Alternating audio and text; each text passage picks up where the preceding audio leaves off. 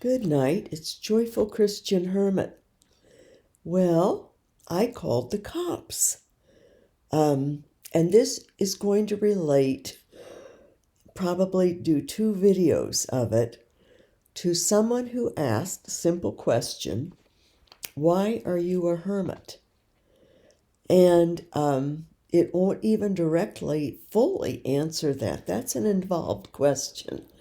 The simple answer is that God chose me to be a hermit. First, saying, telling me I was to learn to hibernate like a bear, that would be my future. And then more directly into the hermit vocation through calling me out of the world bit by bit by bit, truncating me, cutting me off to other situations when he knew I would be ready in how he knew. I did not think so, and I didn't realize totally what happened, other than he closed doors after doors after doors of a more active, interactive life, and he did so through my body and through my environment and situations. So it's complex, all of that, as to how he called me to be a hermit, how he made sure that I would be a hermit when I agreed, but yet I didn't have the wherewithal to do it myself and to trust it, to understand it.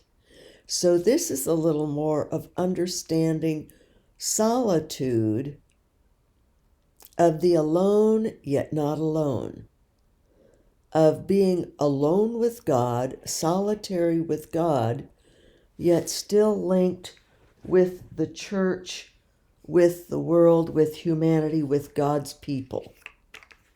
So I called the cops today. Toward the end of the sunshine of the day, around 5 o'clock, I had noticed for a couple of weeks, it didn't seem to be my neighbors were home. Not the neighbor that is interactive, helps me and checks on me, or went to get my pain medication the other day when I relapsed and was too ill, too much in pain and too sick to go. And she picked up some oranges that were on sale at Costco and things like that. She was going, help me out. It's on the other side of me.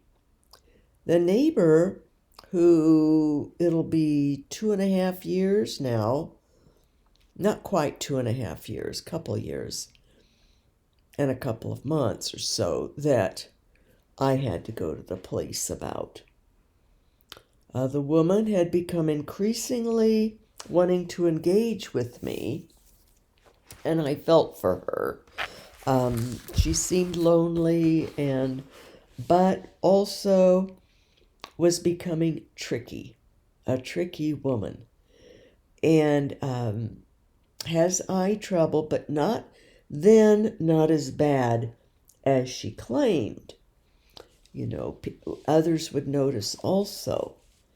But she did it in order to ensnare me, to help her more, to do work. She was needy for company of some sort, or control, or something going on there, psychologically and emotionally with her. They had moved in about 2 years prior, actually. I think around 2020, somewhere in there, or maybe 2021. I think they've been there 3, maybe 4 years. And over 2 of them have been that I have not spoken to them, other than a few times to remind them. No contact, no communication, no interaction. That's what this police detective told me 2 years and, 3 months ago. The woman was increasingly having me help her with things. saying she could not see, she could not see. And I would even show her how she could use her hands to feel and pull her weeds or lift these stones up. She could lift better than me. She didn't have a bad back at all, but she's about my age. Her husband's a year younger, but he had exposed himself to me a few months before, and it was when she was gone. She was away for a week, maybe 5 days or something, visiting one of her adult daughters from a previous marriage. And although she's been married to this man a long time, and they're from another state, and I had done some research on them after that, after what he did. Had his pants open. He called me over. It was dusk. Waved me over. Said, I've got a question for you. Well, there was no question asked. When I got over there, he had his pants open. And it was dark enough, I didn't see anything other than dark in there. And I didn't look either. I mean, I saw they were open. I did not see him unzip. Later, the detective would tell me that's crucial. He said he would have arrested him then and there had I seen him unzip. Obviously, he was pulling something with me. He never did ask a question. And I left. I walked away. Said something to him. I didn't want controversy. I don't. I've had enough of it in every place I've been since I've been single. Well, not since my children were gone. I've had controversy. I've been a sitting duck, vulnerable. People view that, but I've had some pretty crazy and wild neighbor situations. But this man had been a lawyer. That was his career. Not all that successful from what I researched and can see from there. This is a modest area I'm living in. Older homes, a nice subdivision. I've got a beautiful view. But people here aren't wealthy people. And I researched the house he sold, and it looked like a druggie house, just trashed, like a rapper's druggie house or something. He liked music, looked like he had all this mess around and guitars and things, and that was his hobby. That's fine, but it was really a mess. Not reconstruction mess either, but unkept and stuff just strewn everywhere, and they had to drop the price. I think $70,000 to sell it. It was in not the best area of Los Angeles either that they sold. But I researched these things after he did that, and it seemed I picked up on things immediately with them, and she had done something else tricky right at the beginning. Naughty girl, just nasty, not nice. So not the end of the world or anything, but so I was keeping my distance, but she engaged me that maybe it was a year and a half later. And I was out gardening, and she started anywhere I would go, she would be. But in her yard, if I'd go to my backyard, she'd go back and keep talking and talking. And, oh, could you help me with that? I can't see. I can't reach that. I can't. And I would, I'm a kind-hearted person. I felt sorry and would help her. And then we were out in front. And could you lift these? So I had jeans on and a t-shirt top, jean shorts. It was a hot day, summer, or fall. It was fall. I think early October, but warm. It stays warm here. And so, anyway, this was several months after the exposure. That was in the summertime, maybe 3 months prior. And I didn't report it or anything because I do this to myself. I say, well, surely not. But she went in to take a shower. He comes out. It was afternoon. She went in to take a shower. I thought, good, I had my work to do, And he comes out, calls to me, waves me over again. It's his front yard, though. And he said he had been watching me, helping her. But he said a lot more than that. And it was very horrible. Sexual harassment. It was graphic, and I'm 73. I was, 71 at the time. And I observe well, pick up nuances, but I didn't even have to do much. But he would even use his eyebrows and his eyes to go along with the words he was saying, and about things that he had watched and was thinking as he watched me, and things about my body, and very sexual, graphic, sex act, graphic things that he was talking about. And looking at the same time, watching for me to react, see if I would be uncomfortable. I was very careful not to react. I didn't say a word.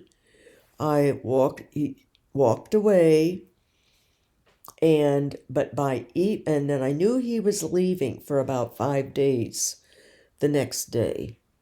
And by evening, or I think it was that evening, no, I worried about it all week. And I only one other time would talk to the woman. I stayed clear.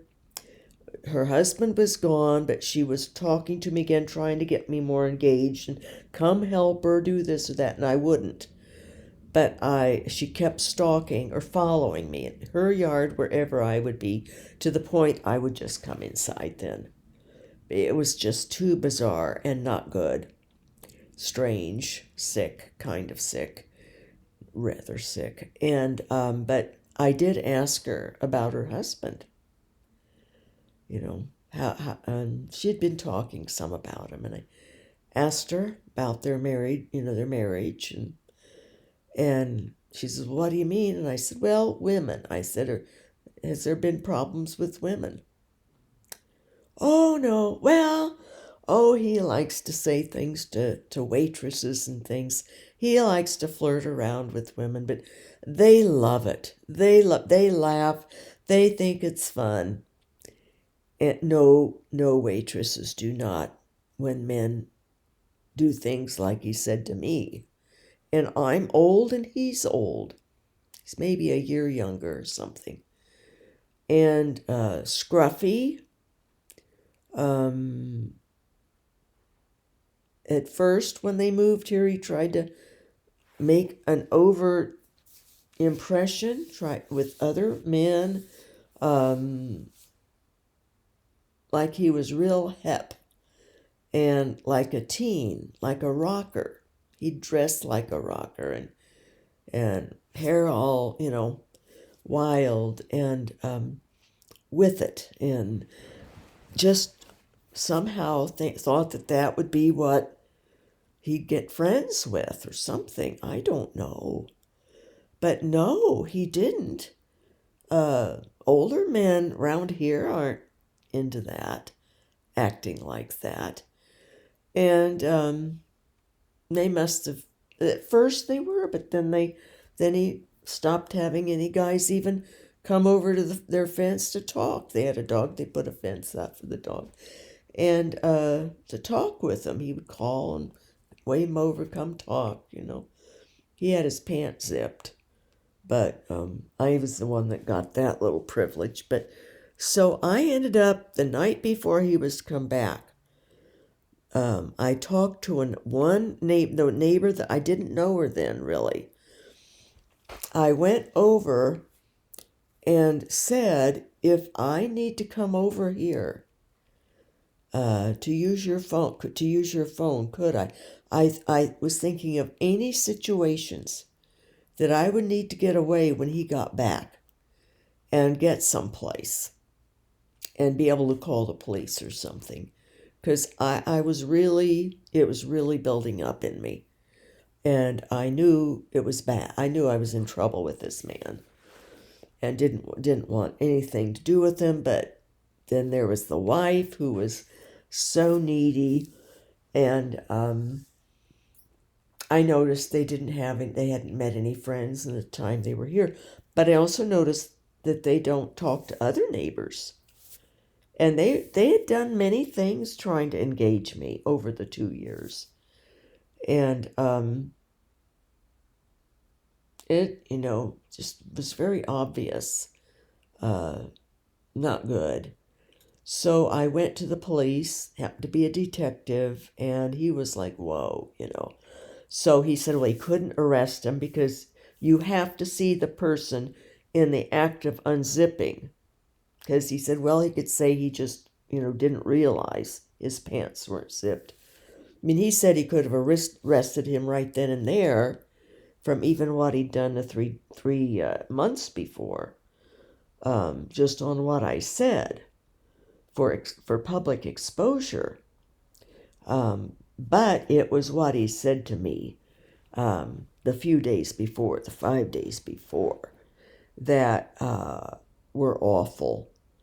But he said he could not get him for that unless he did it again. He said if he does it again, and if I say, those 3 statements, he says you must say those statements. Will also include in the one,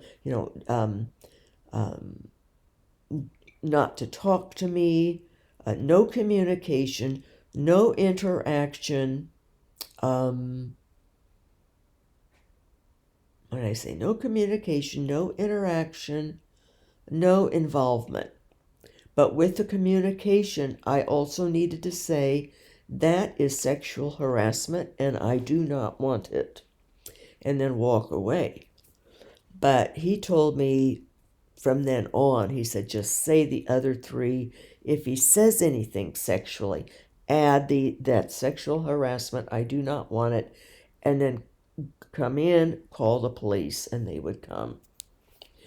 And he said he would tear into him, make him so he would not want to dare say anything again. And if he ever did, then he would arrest him for harassment, sexual harassment. But so I had to repeat that many times to them. Well, maybe like 3 or 4. The wife was, what is it? What's wrong or something. One time, it was right before he got in the next morning. And I feel sorry for people. I feel sorry for her. But she has aided and abetted him, enabled him. They'd been married like 30 years. And she, to let him treat women like that in front of her, even at restaurants, I realized, she was weak and is having eyesight problems, vulnerable. And they're a duo. They're quite the duo. She's an enabler of it, though. And I did just say, she says, is it me? Is it me? And I finally said, no, your husband. And I said, I will not talk about it. I will not say anything. And we cannot communicate. I can have nothing to do with you. I'm sorry. And I walked in the house. I said, I'm sorry this has happened. But I said, I can't have anything to do with you. And I said, I hope you can find other friends. But she kept trying. Then he knew she was upset probably when she picked him up, or she couldn't drive. So he got home from the airport, And he kept trying. Anytime I would go out, we're close. The houses are close. And but the reason I called the police, I just would repeat that. And he got it. Like the second time I repeated it, he knew I was not going to fall for it, any of his talk. I can explain. No, he can't. 2 times, and it was bad what he said to me. Very bad. And I don't need it. And I didn't want it anymore. And I didn't want the wife constantly in trying to engage me. Because I would watch, and then the other neighbor did tell me that others had noticed that she would say she couldn't see to get other people to do things for her because she's needy and wants attention or company. And she does have eye problems, but not as bad as what she would make out. And I don't know now, maybe worse, because I know she does have this retina problem. But she can get the mail, take the trash out and in, and when their dog must have died or something or had to be put down, well, they wouldn't keep him on a leash at times. Big German Shepherd and vicious sounding, but whatever. So I don't know, but they don't have him anymore.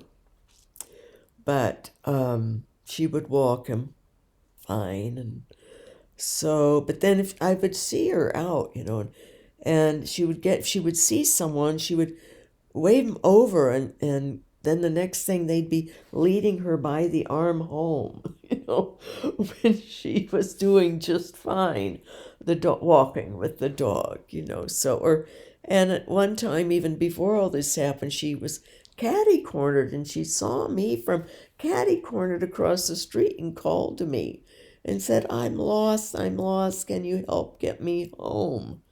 Well, if she could see me from that distance and knew that she lived right next door, but I went over and helped her, and, it's just sad. People have problems, but this wasn't anything to do with that. They've been good. She keeps trying. Oh, if she sees me out probably once a month or every 2 months, she'll still say something, and I just get the dogs and we go in. And if she tries to talk much, I make my 3 statements. Usually I have to do that maybe once every 6 months, once every 4 months. Be very firm. And again, they don't try to do anything with any other neighbors. They don't engage with anyone else. But they do have carpet layers who laid some carpet. They're still there. They come every now and then. And then I've noticed for the last year or so, I sound like the nosy Nancy neighbor. I'll be out with the dogs quite a bit, with them having to go to the bathroom several times a day. So we'll do the front yard or the back on their leashes. And when I feel better, I take them to the dog park to run. That's why they're extra antsy these days, because I haven't been well enough to take them. But the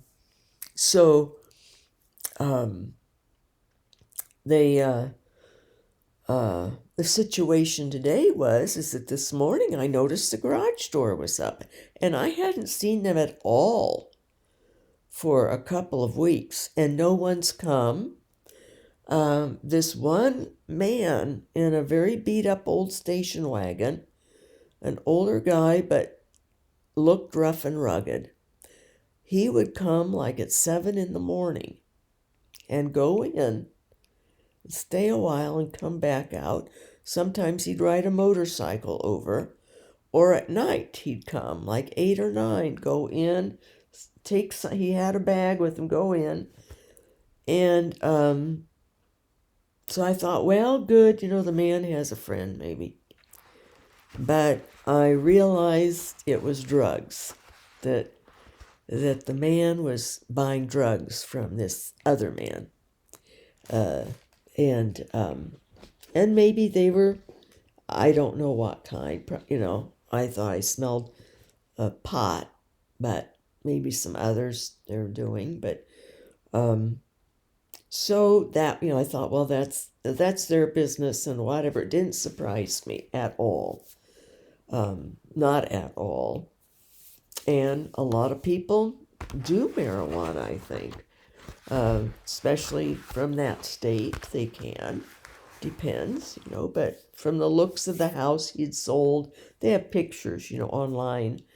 And because it was after he had exposed that I researched him and thought, what kind of a lawyer? Well, not a very successful one, as it turned out. But and where he lived and the condition of that place and what it looked like, like a flop house, really, or a druggie house. So, anyway, but today, this morning, I saw that the garage door was open. One car in, and the one car has been in the drive all this time, not moved at all. No trash cans have been put out for 2 weeks. They pick up once a week. Haven't seen anyone go to the mailbox. Haven't seen her or him at all. And the guy with the station wagon hasn't been. Well, I have a window right here, and I can see car lights or anybody that might drive into their drive. And here, I would be able to hear a car coming or leaving. So I just assumed they were gone. His mother, a couple of years ago anyway, was in a nursing home, elderly mother, very elderly. So, and she had told me before all this stuff happened that he was depressed, that he didn't have any friends, that he was depressed. And I'd noticed he hadn't been outside much, and I felt bad. I've prayed for them, but the detective said you just cannot have anything to do with them. You're vulnerable, and they are targeting you because you are vulnerable for whatever their reasons. He said people can be pretty strange and sick. That was the detective a couple of years ago. So I noticed at noon when I went for my physical therapy, garage door still open, and then at 5. It was a little bit before 5, it was still open, and by then I was concerned because I thought, well, somebody needs to get the garage door down because sometimes a garage door will come up if somebody else has a signal, or somebody used to say even an airplane flying over could cause a garage door to go up or something like that. So I thought, well, I don't want anyone going in and burglarizing or something. Not that anyone would, but they have things in their garage, but I knew I wasn't going to go over there. And even if I did push the button inside by their inside door going into their house in the garage, I can't run. I could not run to get out. And so the garage door would just go back up. I wouldn't make it out for the garage door to come down if I got it closed for them. But I didn't want to. And I knew that, the detective would have advised me not at all to do anything of the sort. So I called the police. I thought, well, they could come by. Plus, it just seems strange. If it weren't some other source, why that door would be open like that all day long. They never do have it open. And then I knew they had to be gone. In fact, I was thinking about trimming some branches that are on my side of the property line, but they have a tree they didn't plant it, but first person there 25, 28 years, 30 years ago now, planted it, and it comes over and drops a lot of stuff in my yard, plus it shades too much some of my plantings over there on my property. So I was going to trim it back. I've trimmed it back before, but I didn't want to do it when they were there. Just to keep, I just don't want any reason for them to come out and try to engage me. So I called the police, and they understood. I said, I'm old, I can't run, I have a bad knee and a bad back, and just feel uncomfortable. Oh, totally understandable. Send a officer over to check and get it closed. But they sent two vehicles. So with that, though, the man across the street, a young man, maybe 40 years old, with a wife but no children, he came out and told him that it had been open all night long. And then his name's Jason. He went back in. He's not. And I realized, oh my goodness, here I go getting involved. But I care for the people. I care for them. I've prayed for them. I just can't have anything to do with them. So, but I went out and told the police, that it had been, and a little bit about them, I thought they were probably in Southern California visiting her daughter or his mother if she was still alive. And thanked them for coming to close the door. But they said, I wanted to know the ages. I said, well, my age, 73. And they were concerned, though. Well, maybe they were in there because they saw a ramp in the garage. Well, there'd been a woman who lived to be 99 there before who died. And so the ramp had been for her. I didn't think of that fast enough to tell them, but I do still have their names and their phone number that I had from the very beginning when they moved in. And I gave that to them so they could call. Well, somehow they said that he wasn't with the wife. She was visiting, but they had gone around. They knocked and knocked on the front door. Police don't knock lightly, knocked loudly. Knocked inside on the inside garage door. I could hear it from my yard. They went around back, knocked on the patio door back here. No one came because they were concerned maybe he was inside there when they realized that he wasn't with the wife. But then, as it turned out, so they got his number from the wife, his cell phone number. He answered. He came to the door. He's been in there all this time, just in there. And that's sort of sad, isn't it? But I mentioned to the police that the wife had mentioned a while ago that he was depressed. But I said, I'm sorry, but they did need to get he didn't even know his garage door had been up all night and all day. If I had known it was up all night, I would have called this morning because when the neighbor guys had told them it been up all night, I thought maybe they'd been burglarized. Still didn't know that he was just inside there.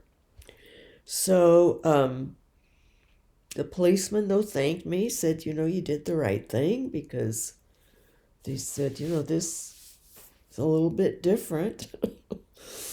And I explained, because I figured, if they looked up anything, they would see my report in there. I said, well, I can't talk with them or anything, because he sexually harassed me, and your detective told me not to have absolutely nothing to do with them. But I said, even so, I care about them, and I was worried about their house then, and if somebody had gone in, or just wanting to make sure they wouldn't tonight with the door open like that, and steal things or do damage or whatever. But he's over there, and so I'll keep praying, because he was probably stoned or something, why he didn't come to the door. You would see police, two big cars right in front, and them walking around your house. They walked all the way around, and knocking on the doors. And so God bless him. It's just sad. Educated, obviously, got through law school. Loyola it was, I think. Or something in LA, some law school in LA. Years ago, obviously. But that's the situation. You never know. And I'm saying that as a hermit, just something that came up, and I felt I needed to act on it. I was concerned. And at first, more of a simple concern for safety of their home as night approached, but then later for him. And especially when they said that he wasn't with her, I thought, and they were worried too. I could tell they were very concerned that maybe he was in there deceased or having fallen or something happened to him. And I worried, since I knew that the wife said he had been depressed, that maybe he had done something to himself. But thank God not. Keep praying. But then tonight I happened to open up this little book here, Solitude and Communion, Papers on the Hermit Life. And I just happened to open it up to this second paper and started reading. And it all fits exactly with this situation and the hermit life and the church, my being in the church as a hermit, but in solitude. And it will help explain hermit life to the person who asked, why am I a hermit? Because it's not just a matter of why I am a hermit. We have to understand, what is the hermit vocation? Then that will explain why God would call people, choose people, and call them to hermit vocation. This isn't something I picked out for myself or thought of when I was young at all, ever. God chose this for me, knew it was best, it was His will, and knew it would be the vocation that would suit me also, be most comfortable for me in the world. But people have this attitude, probably the person who asked maybe thinks of hermits as totally isolated, reclusive. So this was something that happened in the day of a life of a hermit. And what had happened before. I live here in solitude. They don't know I'm a hermit. No one does. And they probably find it odd, some of them do, maybe, that I'm here. But my spine situation gives me a cover, an ideal cover, my health situation, as to why I can't be social. So that God took care of that beautifully. God has it all worked out for me. And He does for everyone in whatever vocation they're in. He chooses, He calls you. Hopefully we obey, and then we grow with it. So with this article, which I'll do in the next video, maybe tomorrow or something, will explain more how this situation with this neighbor man and being even in a neighborhood fits with being a hermit according to God's will, and being in the church just as much as if I were far out in the mountains or the desert or the forests with no one around. But due to my health situation, God didn't want that for me. The island, they had at least had a clinic on the island. They had doctors on the island. But the island was difficult for me. At some points when I needed to get to a hospital. So in the long run, that would have been the ideal place for me to remain. But it was an excellent experience. I was like St. John on Patmos. I was in exile out there. And that was such a shock difference from where I had been, still trying to dabble with parishes, where I lived before in the Midwest, that God really was, dunked me in to the most isolation I've had ever. And solitude. I mean, serious solitude. So that was what God needed for me to get through to me and to let me experience exile, so that living here, I would never go back into the other type of life of trying to be too involved with back in the church world. But that doesn't mean I'm not in the church and part of the communion. And that includes my neighbor, even though we do not speak. And by the law, I am not to speak to them, and they are not to me. So, but I mean, I handle it with as much gentleness but firmness. She does try to speak, but I have to handle that. And lately I've just gotten the dogs and we go back in. And I have my hood up anyway, it's cold out, and I just pray, Lord, let her think I didn't hear her. So, one time she sent some gal who was walking to come over and try to talk to me for her. And so that gal, later I had to explain. She came back and wanted to know, well, why wouldn't you talk with your... Because this other gal knows me from walking back and forth and knows I'm a nice person, but that didn't seem nice.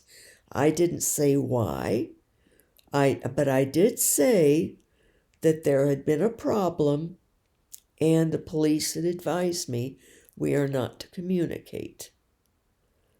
And I said, and I will not discuss why. But I said, that's how it has to be. And I feel bad about it, but it's for the best. And the woman, oh, okay.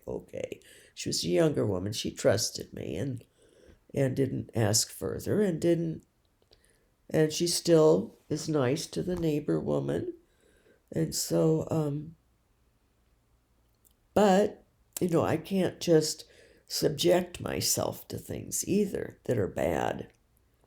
What he said was bad, and I cannot put myself at risk of being assaulted, as old as I am even. And also I don't deserve that kind of debasement and disgusting suggestions and harassment like that. So, okay. But tomorrow this will explain more why the situation today and my calling the police out of concern for them is an example of hermit life and the solitude, the commixture of solitude and communion. God bless his real presence in us. What a life, huh? What a life. Never a dull moment. But I realized no one else would have cared or called. He could have been in there injured or overdosed on drugs or something. So it's startling to me because this is a nice people here. My neighbor on the other side, had she lived here, she would have noticed and done some called. I'm sure she would have. She reminds me, though, when I start feeling bad and sorry, when the lady tries to get engaged and stuff, and I'll say, oh, I just feel so. She says, do not feel that way. Stay clear. It's not good. And she also points out they don't try talking with anyone else. They could talk with any of the couples around in the neighborhood if they want to have conversation. But they only want to do to you. So, and it's weird. So, all right, I'll stop. Say a prayer for them, please. I call him Scruffy because he looks scruffy. Bless his heart.